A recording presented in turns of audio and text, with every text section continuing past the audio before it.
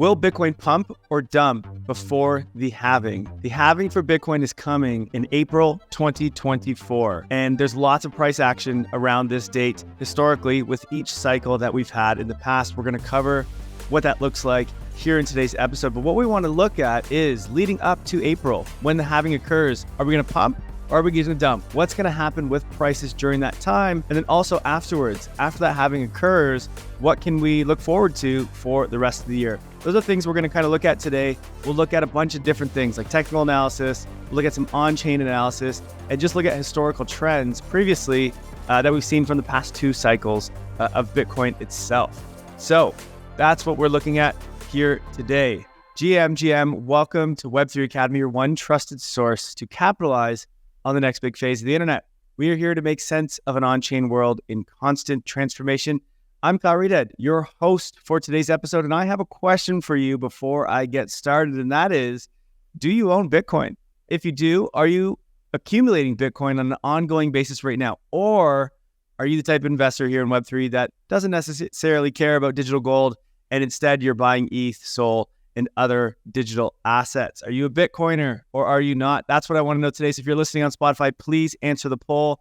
If you're watching on YouTube or on Spotify, actually, you can put your comments in the comment section and let us know there.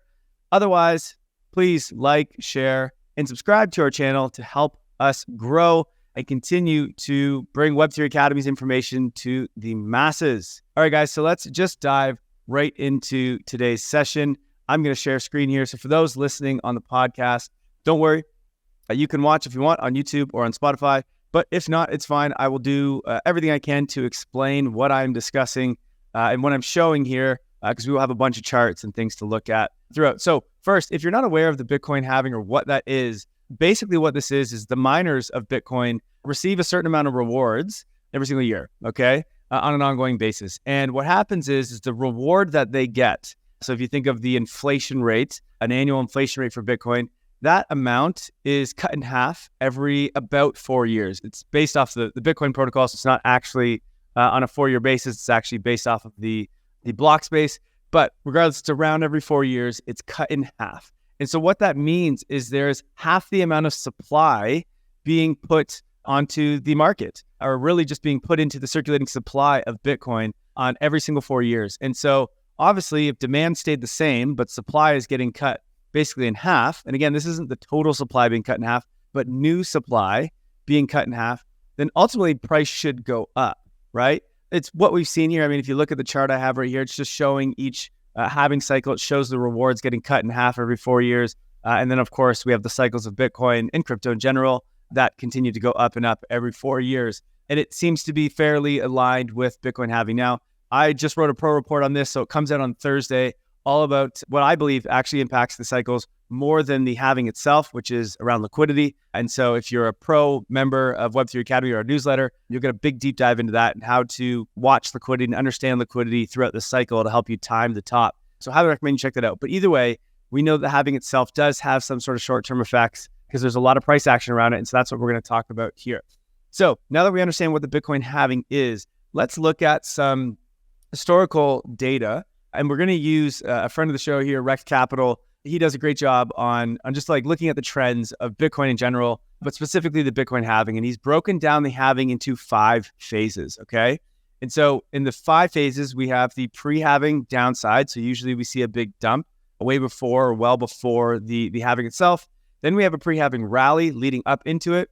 Once the halving occurs, we generally see another retrace as well as a bit of accumulation. And then post-halving, we have sort of some resistance. So that's your sort of accumulation phase. And then we have the parabola where things start to go a bit crazy. The times that we're used to and what brought a lot of us into crypto, those 2021 type times or 2017, where things just get a bit crazy. So we'll talk about all this here in today's episode. So one of the things that Rect is looking at here in this chart is actually the pre-halving downside phase has potentially already finished. So if we just look at where Bitcoin is at right now, and I'll just zoom in on our latest, the last few weeks here, we've had a bit of a retrace, right? We went from 49,000 was the top that we had, and that was back in early January, so just before the ETF was approved. And we went all the way down to about close to 38,000. And that was basically the week after the ETF was approved. And so if we look at that dip, I think we hit about 20, close to 22% dip in Bitcoin, obviously more in something like Solana. They had a much bigger dip than something like Bitcoin. I think Solana was like 38% or something over that time.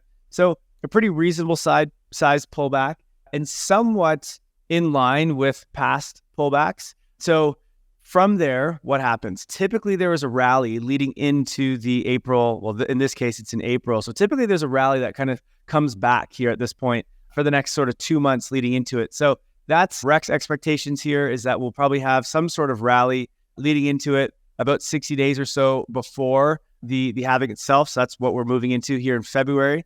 And so that's likely just based off past cycles. That's what happens.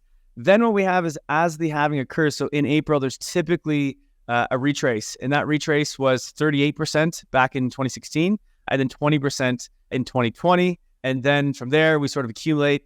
We don't really know what happens at that point, just kind of up and down. Not much is happening. You call it the crab market, which tends to happen for about 150 days or 5 months, believe that or not. And then is when we start the parabolic trend where things start to get a little bit crazy. That's what we saw at the end of 2020, the most of 2021, at least in the last cycle. So in terms of Rex Capital, he believes we're probably going to rally at this point because we just had our pullback. Now, one thing to understand here is there's a lot of different things at play. Yes, there's the halving that's occurred, but we also just had the Bitcoin ETF. We have an Ethereum ETF coming. We have a liquidity cycle. So there is more we need to understand and look at than just the halving itself. And so one of the things I tend to wonder, and as I look at, is if we go back to past cycles, the top of the 2017 cycle was when the Bitcoin futures on CME was approved. Okay, it was a big thing to legitimize Bitcoin, and it marks the top of the 2017 cycle. Then if we came and then we had two tops in the last cycle, so the 2021 cycle. The first top here, which happened in April of 2021, this was a top that happened when Coinbase IPO'd. Okay, it was a massive speculative event. People were so pumped about it. Our first big crypto company was going public, and it marked a top. Then we had the Bitcoin futures ETF that was launched in November of 2021, and that marked the second big top, which was actually the top of the entire cycle. And of course, we went for a long bear market after that. Then we've had this big run up more Q4 of 2023, and we had the Bitcoin ETF approved, and it looks like it's marked a bit of a top. Now, again, only 20%, so nothing compared to those other big ones. Big difference here is those ones were in the parabolic phase and the ending phase of a liquidity cycle, right? So a little bit different dynamics. We're still sort of in a bear market. Well, I mean, we're probably in a bull now at this point, but in terms of liquidity, in terms of macro, we're not in the parabolic trends like we were during all three of those events. So maybe just the top here that we've had is much smaller because of that. Not sure, but I think it's something we need to think of. Like, did we have the pre-halving downside, or was this just the sell the news event of the Bitcoin ETF? That's something that I think we're still a little bit unsure, and we don't know for sure at this point. One thing I like to look at here is on the chart up here, what I have is the past cycles of Bitcoin and its pullbacks. So at the bottom here, you can see just the uptrend. That's the price of Bitcoin with each cycle. So you have orange, red, blue, green, and then now we're in the black cycle. And then up top here, you see the pullbacks, and you can see the percentages on the right here. So my mouse right now is over the 40%, where you have a bunch of 40% drawbacks, 30%, etc. throughout the entire cycle.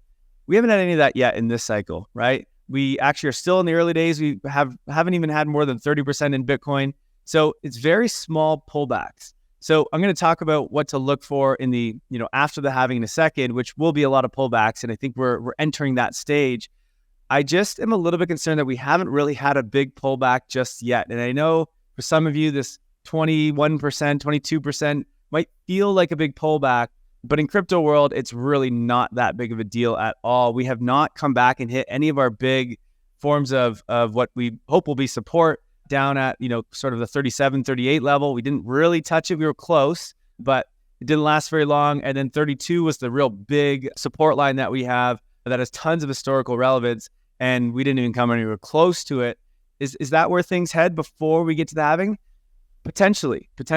It's hard to say exactly. According to the Rex Capital charts that I had up here, probably not. In fact, he actually is showing, according to this anyway, that we might actually go up from here. So let's look at a little bit of technical analysis here on Bitcoin specifically, then I'll move into some other assets. This chart looks a little bit crazy, so don't mind it. I'll explain what's going on here. But basically, a few things that we can look at here. I have up here the yellow, which is the 20-day moving average, and then I have a green 200-day moving average. These are really good technical indicators just to look at trends and where things go. And then I also have the relative strength index, which is sort of the momentum of markets. One thing I want to look at is if we go back to the previous cycle, okay? So we topped out in 2017, and then we reached our bottom here in 2018 in November. And then what you can see is when we finally broke through that 200-day moving average, we absolutely smashed off it, right? We went through a massive mini bull market in 2019, and we went from about $4,000 to $13,000 in a matter of months, okay? So that's what happened when we hit off that 200-day average, which we broke down below when we hit our lows, okay? And so that was a pretty big deal. Then what happened was we flew up, and then we actually broke down below the 20-day moving average for a little bit here. That was sort of the retrace before the halving, okay? And it took us, almost a year to get through it. And finally, once we broke through that 20-day moving average again, it was kind of up only at that point. We hit that parabolic move. And just for context here, May is when the halving was in the last cycle. Now, this one is a little bit weird because we have the COVID dump, which that was like a 68% dump that probably isn't happening this time around, but happened obviously because markets sold off like crazy because the world was basically ending and everything shut down. So we're not sure exactly how this market structure works, but regardless, way before COVID happened, we broke below the 20-day moving average after that big run up, and it took a while to get above it. Once we were above it, it was just kind of up only for almost 2 years, okay?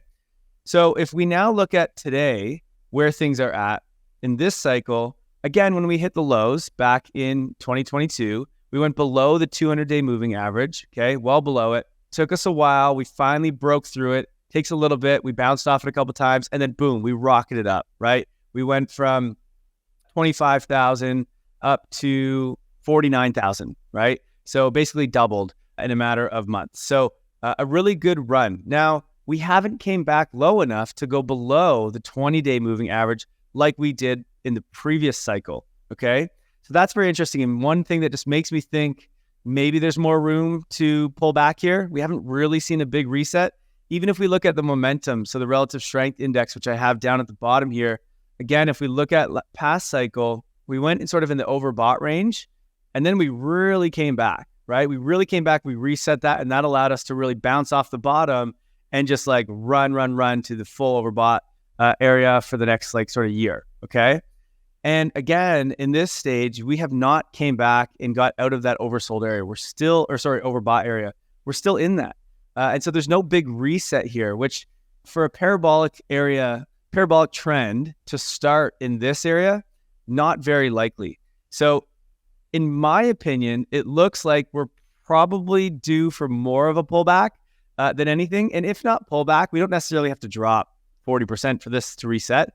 We could also just range around this area that we're at now, and the relative strength index would come back. We'd also then eventually come in below the 20-day moving average. So it doesn't have to be aggressive as what it was in the last cycle when we had the COVID dump. So anyway, it's something I'm a little bit concerned about, just sort of thinking through. And when I say concerned, I haven't sold anything. I'm not worried in any way. I think it's all short term. There's many catalysts that are going to push the market forward. And what I believe is probably the second half is when things really start to move. So leading up to the second half, when I think the parabolic trend begins, I think we're probably just going to be in a bit of an up and down market. We might jump on some sort of news, and then we might dump again. And so I don't think it's going to be anything extravagant over the next couple months leading into the halving, to be honest. And so my main thing is keep accumulating here, but probably just don't be leveraged long and wouldn't be short either, because again, I don't think the market is going to do anything special, at least for Bitcoin side of things. What I think is going to happen is actually the market's going to start focusing on Ethereum and altcoins, and I'll explain why I think that in just a second. So hopefully that helped you guys kind of understand where things are going to go here. Just to clarify, probably by the time the halving comes, I think we are probably a bit higher on Bitcoin, but I don't think it's anything significant. We're not above all-time highs or anything of that nature. I think by the second half of 2024 is when we start to surpass all-time highs and run from there. So anything in between now and June, July-ish, I don't really have a strong opinion, at least on the Bitcoin side of things. Here's an interesting chart. It's called NUPL, net unrealized profit and loss. NUPL, not NIPL, okay?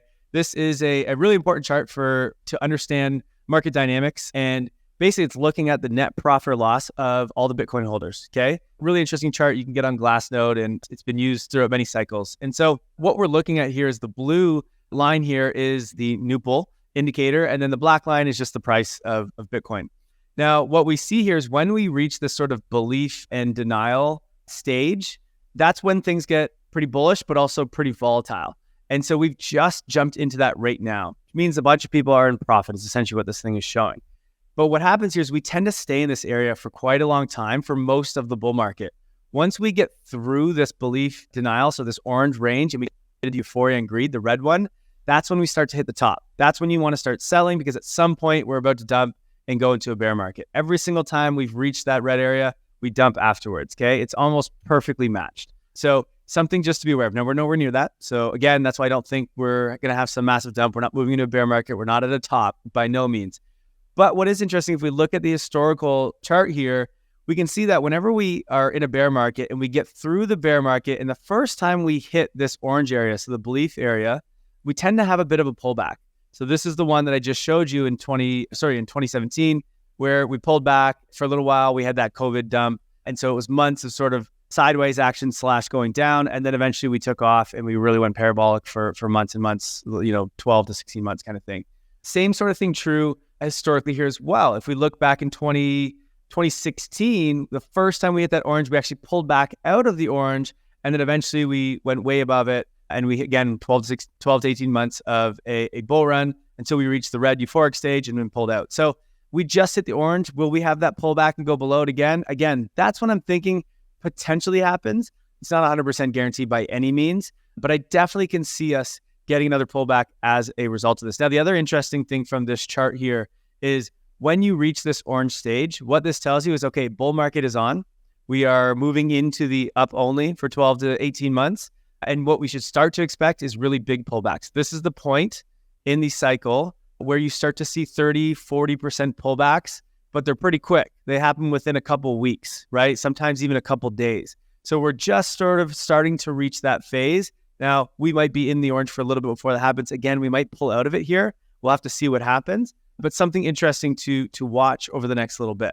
So that's quite interesting. And in fact, actually, this is a bit of an older chart that we're looking at here. So we actually have, I think, pulled out by now. And so again, are we going to go back much further? Hard to say. I mean, with the ETF here, that gives us a bunch of demand. And then I think what I want to talk about next is just sort of looking outside of Bitcoin. So first, this is the past cycles. Just to give you an idea of black is the current cycle of what this looks like when we're looking at past cycles, right?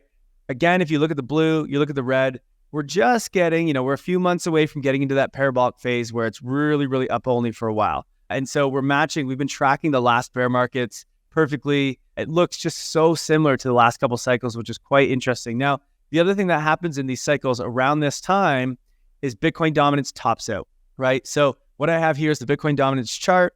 And then the blue line is a 50-day moving average of the Bitcoin dominance chart. And what we can see is that when we're well below, so when the dominance is above the 50-day moving average, whenever we cross over that and come down below it, that's when we start to see Bitcoin dominance come down for the rest of the cycle, right? So if you look here on the red and the greens, this is the dominance going up or down. We start to see red for a long period of time. And that's where really the crypto cycle tends to take off. So we seem to be hitting that point. Now we could bounce off it, so it's not confirmed that this is the time it's going to happen. But definitely it looks like we're sort of reaching that point, which makes sense with a lot of the other indicators that we're looking at as well. So interesting thing just to keep an eye on there. And then one other one just to sort of like double down on the timing of where we are in that cycle. This is an interesting chart that looks at short-term supply. So basically, we call these the tourists, the people that buy for and hold it for less than 150 days. So these are usually retail people that come in, they don't really know what they're doing in this market. They're not holding for the long term, and they tend to sell when, there's a big pullback, or they tend to sell after like 10% gains or something like that. So these are sort of the tourists that come and go. They leave during the bear markets. And then we have the residents, which are the people that hold long term. They hold for more than a year, etc. And so what happens is, as we get further into a bull market, typically the retail people, they start buying up, right? As we reach all-time highs, they're now buying. Whereas the people that have been here for the bear market and longer, they actually start selling. So they're taking profits, whereas others are just buying in for the first time. And so what happens is whenever we start to see those numbers come together, meaning that there are becoming more and more of the short-term buyers and less of the long-term buyers in terms of like the amount of Bitcoins that are held and who they're held by, that's when we start to see that, okay, we're in the next phase of the bull market, and we've got about 12 months for that bull market before we top out. And then what happens is when that top occurs, you'll start to see that the long-term holders start buying again and the short-term holders are selling out. You can see it here in the past cycles. The same thing has happened.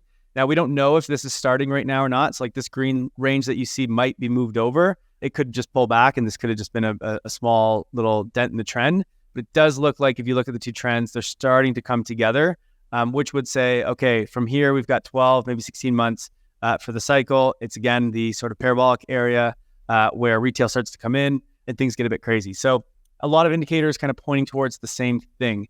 And so that's, again, just kind of goes along with my thesis of second half of this year is where things start to really pick up. And I think we just see some volatility right now leading into the Bitcoin halving itself.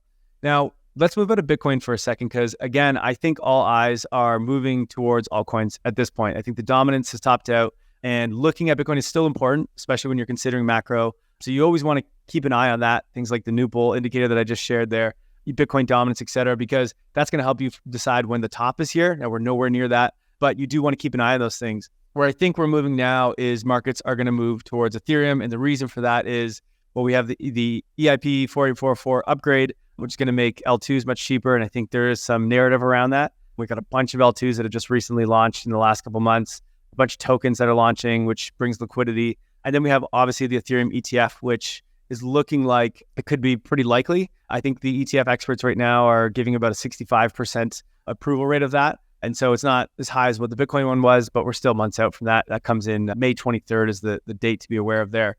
What's interesting to look at here is Ethereum has been in this sort of range, a channel, I guess you can call it, that it's been in since it reached its bottom back in June of 2022.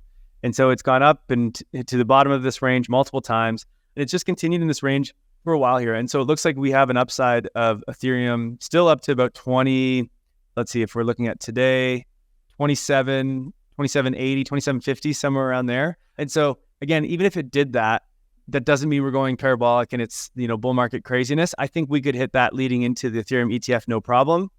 If we surpass that, that's really good news. And I think we probably do.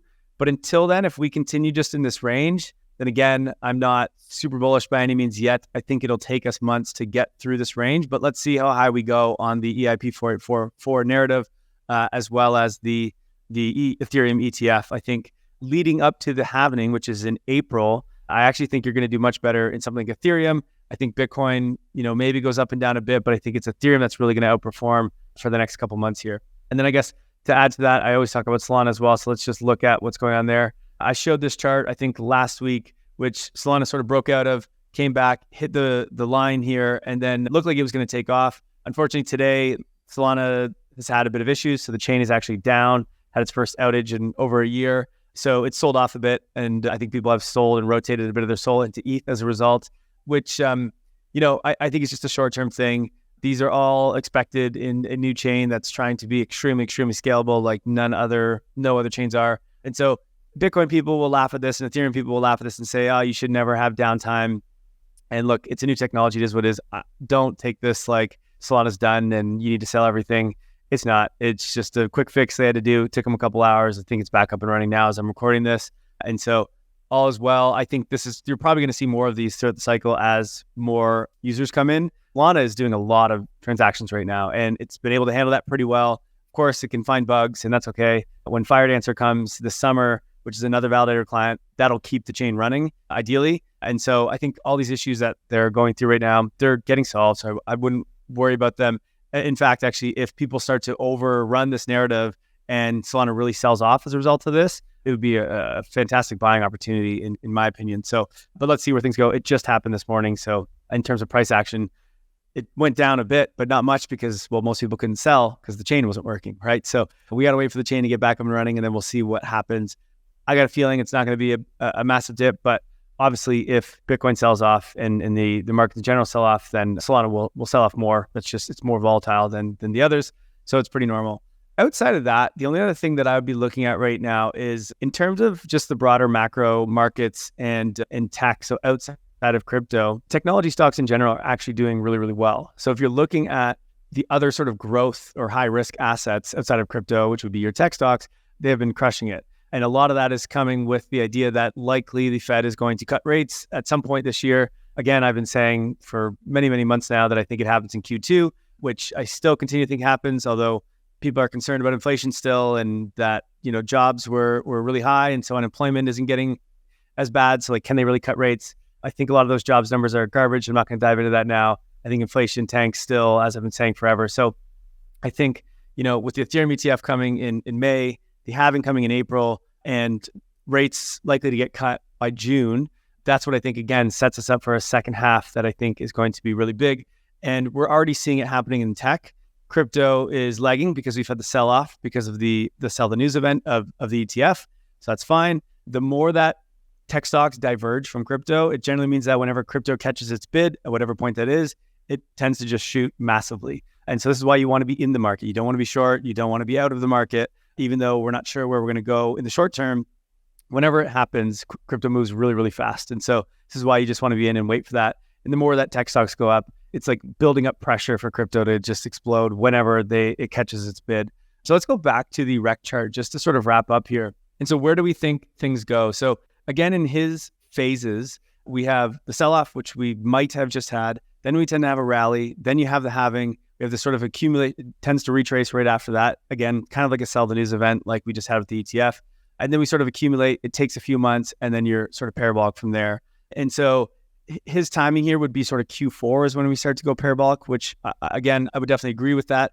I think it could come earlier. And the reason I say that is probably because interest rates are cut sooner, but let's kind of see where that goes. Regardless, on the medium term, if you're looking 6 to 9 months, things look really good. In the short term, what happens in the next month or two, hard to say. I would say probably ETH begins to catch a bid though, because of the Ethereum ETF and the EIP 484 upgrade happening in, I believe it's in February, maybe early March.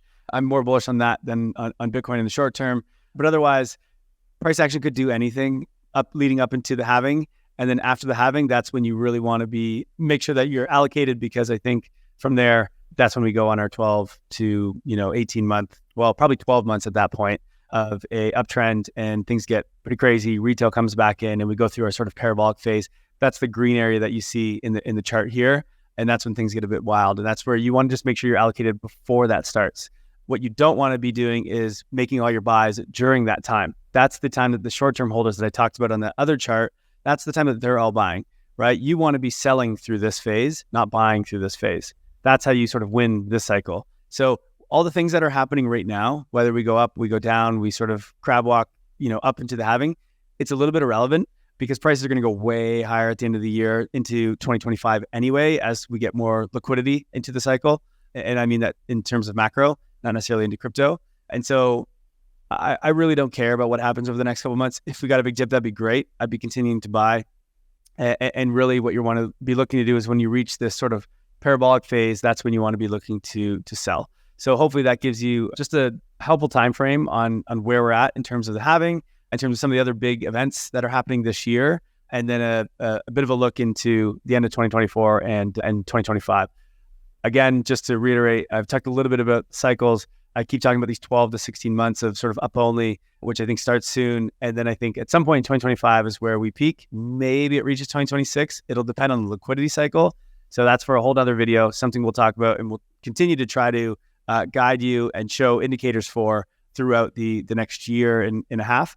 But we're still ways away from anything really being relevant in that sense just yet. So not much for us to look into there. For now, we're trying to figure out at what point does this parabolic phase start, because we want to make sure we're accumulating as much as we can before that. And then we want to have a selling plan throughout that. So again, if you are signed up to our pro newsletter, we have all these laid out for you there. We have an investing guide where you can see the when to sell plan. I talk about exactly all of this, how to understand these cycles, and so much more. So make sure you've gone pro, and that'll get you up to speed on all things for the cycle. But otherwise, this will give you some good insight into what's happening here in the short term. And again, please answer the question, do you own Bitcoin? And if you do, are you continuing to buy it, or are you moving down the risk curve and said you're buying Ethereum, Solana, or other assets? Just want to get an idea of our listeners and viewers. What are you guys holding? What are your bags like? That just helps me to create better content for you. Okay, friends, thank you so much for listening, and good luck out there. And let's hope for some green charts in the coming months ahead. Thank you for listening to Web3 Academy, your one trusted source to capitalize on the next big phase of the internet. If you enjoyed this episode, please share it and subscribe or follow so that you don't miss the next one. While you're at it, there's a link in the description for our free newsletter where we provide timely and relevant Web3 insights so you can confidently build and invest in Web3. Make sure to subscribe today. One final note. This podcast is for educational purposes only, and nothing we say is financial advice. Crypto and Web3 are risky, and you should never invest more than you're willing to lose. Thank you, friends, and see you in the next one.